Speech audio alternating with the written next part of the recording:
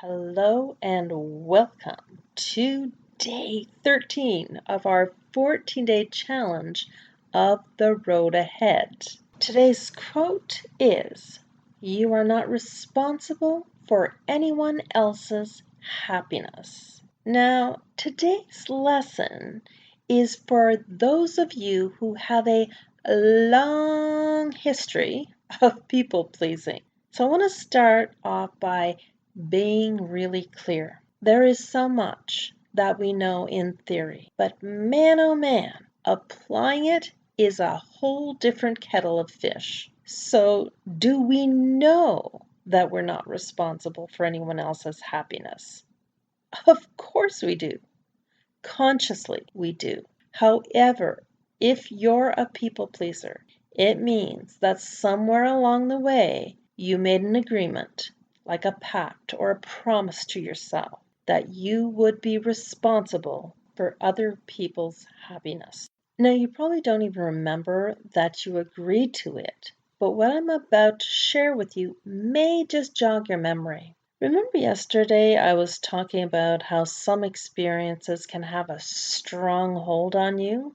Well, this is one of them, and it isn't necessarily a negative vibration. However, if you don't step away from it as you become older, as an adult, it can have a self-sabotaging and self-deprecating effect on you. It means that as an adult, if you're still putting other people's wants and needs before your own, and then making it seem like it's no big deal, frustration and resentment may be in your future if it already hasn't happened. Now, I bet there are times when you just wish people realized how much you do for them. But sometimes, and more often than you probably care to admit, it feels like they expect you to be there and do things for them, but don't even appreciate anything that you do. And this is the part that as an adult,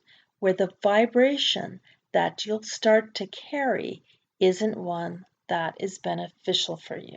Of course, you feel frustrated, and maybe sometimes it really pisses you off that they don't acknowledge you. And that's not the energy that you want to carry forward if you want to live a meaningful life. So here's something that I briefly shared before in one of the other recordings. However, I feel that it's important to share it again. As women, it's our nature to nurture. In fact, it's wired into our biology. There are a few reasons why you and I became people pleasers. Maybe our reasons are the same, and maybe they're different.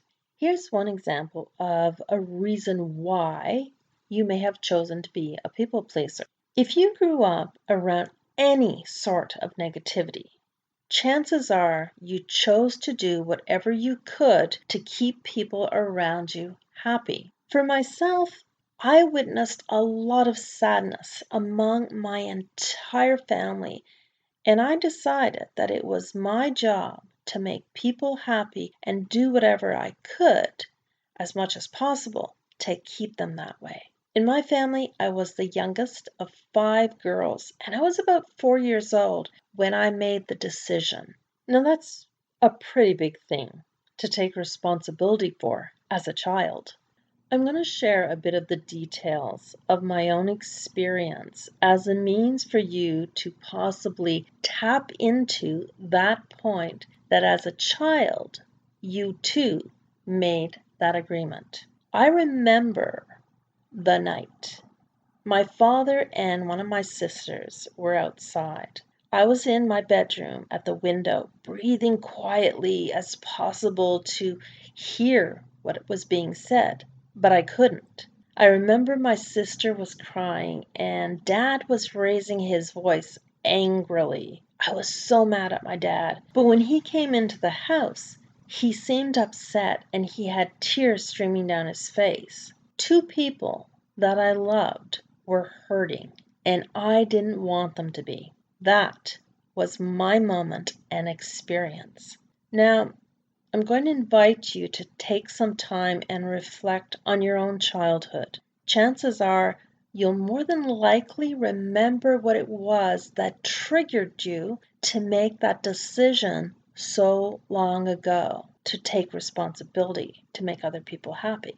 It seems like such a good thing, right? Being there for others and making them happy. It's kind of like restoring some kind of balance in the universe where there was once a little upheaval. However, as adults and understanding differently that everyone is responsible for their own happiness, it's a whole different thing. The challenge as an adult is that it has become a habit for us to take responsibility for other people's happiness. Remember, you and I have been doing this since we were children. And is it a hard habit to break? Well, not necessarily once you recognize that you're still doing it. Can it be a bit of a challenge to break? Yep, it sure can. But bit by bit, as you start saying yes to yourself and honoring your truth, it becomes a lot easier to let go of the need and the responsibility of trying to make others happy. Did you notice what I just did there? I slipped a little bit of the teachings from the past few days in there. Each of these 14 days truly build upon each other. I want you to create a strong foundation for yourself, and to do that, you need to recognize which areas of your life need a little reframing. So now that you can see how you decided that as a child to take on the responsibility of other people's happiness, as an adult, you now get to choose you and to start making yourself more of a priority in your life, especially now that you know that it isn't selfish, it's selfless. You being happy in your life, you doing what's right for you choosing what brings you joy, will emit such a beautiful and powerful energy that everyone around you will feel it, and they too will start making themselves a priority and doing what brings them joy.